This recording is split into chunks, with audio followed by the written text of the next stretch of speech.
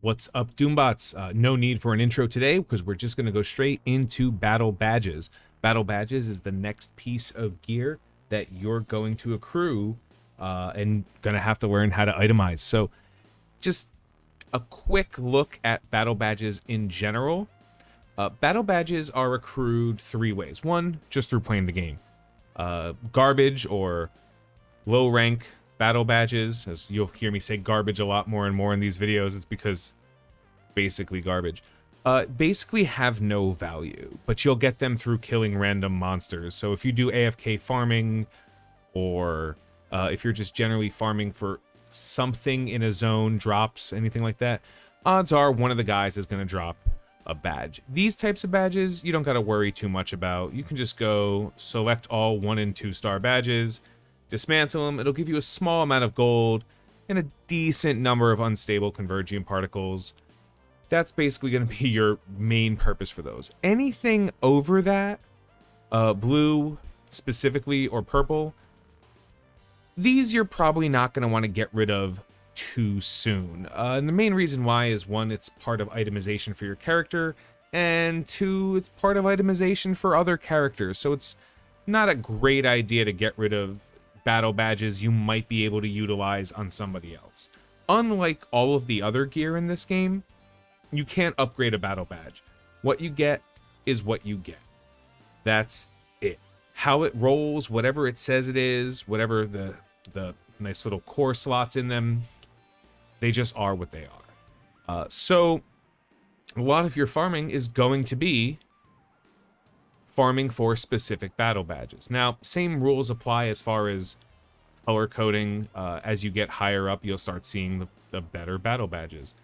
You know, we have the red being the best, gold being not as good as red, but better. Same, I don't want to go into this. You know what I'm talking about. But I will say, just because it's level 100 doesn't inherently mean it's an upgrade battle badge. For example, a red level 80 has higher stats in it than a purple or level 90. The stats on them will just be better. This is some attack and some debuff accuracy. This is more attack and 2 extra stats, you know? So you don't always have to look for whatever the highest level is, which gives battle badges a lot more play, if you will. You don't need to have a perfect set of all of the pieces, all of the hardest to get ones at the level. That's a goal, right, that you can work towards in the future. But it's very likely that earlier battle badges, like level 90, level 80, even level 70, as you're powering up through the game, are going to give you enough resources or enough of the stats you're looking for that you could probably get away with it. And generally speaking, any red is going to be a lot better than most purples based on your character and what stats you're looking for. It's also great because if your character, like Spider-Man, wants a lot of dodge, or like Iron Man wants a high crit rate, you can prioritize things that have crit over attack. Even if it's not the absolute best possible roll, you'll get away with it. Some characters want things like debuff accuracy. Some characters are very defensive. They want a very specific type of defensive stats on them, or HP recovery for like Captain America's. These are the basic ideas of how you're going to want to utilize the characters. The other thing is these badges, when you start getting too many of them, as you can see, I have 50 here and 52 in storage. When you start getting far too many, especially of the bluer and the lower purple ones, what you're going to want to do is go put them in, if you remember where it was, the trash compactor. You know, you throw them on over here, fly on down, get all of your extra battle badges right into the convergence box, throw them in. It can't be much better than just dismantling them, but as you accrue these, you could see, hey, you know what? This is one of the few times where there's something here that might be relevant to me. There's actually 1, 2 things here that are pretty good. Maybe I spin the dough. Now, this is an in-game casino. You don't really get to spend much money in it. But You could roll the dice, see what you get. Sometimes you get something worthwhile. Sometimes you get 5 potential reports, which I guess is better than 0 since it's hard to come by. Anyway, I'm digressing. Going back to battle badges. Your itemization on the battle badges is all that matters. If you ever want to know what your character's basic stats are, you can always click on the level right here, and it'll show you what your stats are. So just without like looking anywhere else, you can go straight here and see how many stats you're getting from battle badges, how many you're getting from your costumes, titles and squad power, all those things, just to show you in case you're wondering, alliance boosts, etc., etc. But for this case, battle badges. I can tell right here that I'm getting a decent amount of dodge rate from my battle badges, which is something I'm looking forward to on Storm. Getting a small amount of crit damage and crit rate from my battle badges. I'm very clearly not prioritizing crit on Storm, but I am interested in accuracy rate increases. I'm interested in having a little bit more dodge rate, and for the most part, debuff accuracy, making sure that my character's debuff sticks. So when I look at battle badges, I look at things that have not only the stats I care about, but the ability to core or modify the badges with the right cores. Cores are, again, another video for another time, but you're going to be picking them up, so just know this is where they go. And it's not going to be inherently obvious. You're going to obviously have auto-equip for a while. What battle badges are the absolute best for you? Like, what makes this one slightly better? Well, attack, maybe. You know, maybe the attack is just worth a little bit more than the crit damage. Maybe the blue slot for the character is worth more than a yellow and a red. These are things you'll decide as you go on. These are not decisions that, like, you have to make immediately as you play through. These are just stuff that'll come to you as you play. Here's another example of one. The major difference between these is cooldown decrease versus HP recovery. For me, I like cooldown reduction, but maybe that red slot is a little bit better than that the yellow slot. So this is where a lot of your itemization is going to come in. It's different for every character. Don't feel like you absolutely have to have whatever someone tells you is the best battle badges. And not until level 100 do your battle badges have their own little set bonus. Now, the cool thing is the level 100 Blitz, which is where you're going to get Blitz is where you're going to get your most valuable battle badges for the most part. These are the first ones that give you a set. Increases the amount of damage you do to supervillains. These numbers, they're going to look confusing to you. They're going to be crazy. Don't worry. It's a back-end calculation that just makes you stronger. Sometimes you'll see percentage, sometimes you'll see numbers. It's two sides of the same coin. Don't worry about that.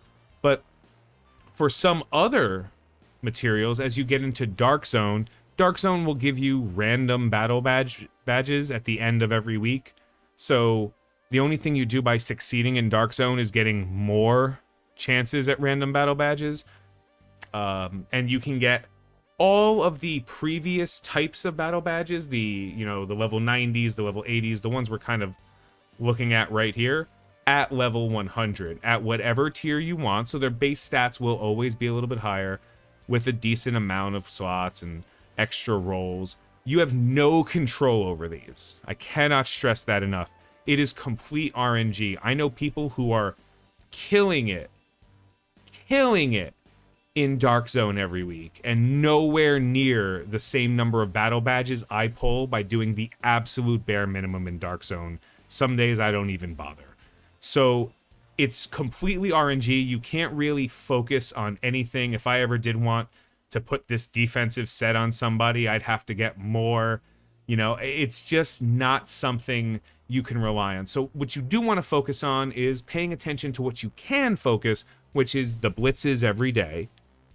Making sure you get those done. And then with any luck, just getting your Dark Zone done for the chance of something an upgrade, and keep on the lookout for something that happens to be better. I would absolutely love to replace this, but I think that the 4-set bonus to supervillains, which are bosses for the most part, is a little bit better than if I put on a slightly higher stat build with 2 cores. That's my testing. I might test the other way, but so far this is what I've come up with. And that's how you're going to have to learn to use battle badges as you play through. There is no these are the battle badges you need. Just like there is no, this is the hands down best gear set for a character. It's always going to come down to what your character wants and what you can reliably get. As with gear though, the last thing to point out, it is incredibly important that you pay attention to stats over anything else. Core slots are relevant, but they're not as relevant as the base stats because the cores have very limited on what they can give you.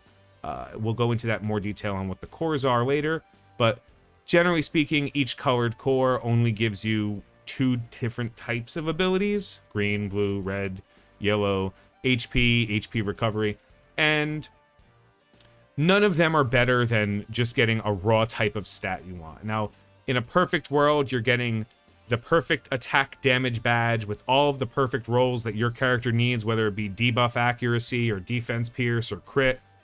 And then you're getting 2 slots that help you facilitate that value, like critical like green and a red for more attack and crit rate and crit damage. Perfect world. That's your reach, not your goal, not what you're doing to play. So that's pretty much it for battle badges. As long as you accept the fact that there's complete RNG based on them and there's really nothing you can do, there's absolutely no way in the game you can buy battle badges. That's its own thing. There are a couple of opportunities to pick up some battle badges in various stores. If you go to consumables, you can check out the Omega War store, has the level 100 Omega War battle box. Yeah, you can technically get a 6-star out of this for the low cost of like a week's worth of Omega War battle, but outside of that, you can't draw them. They're not in any dimension box.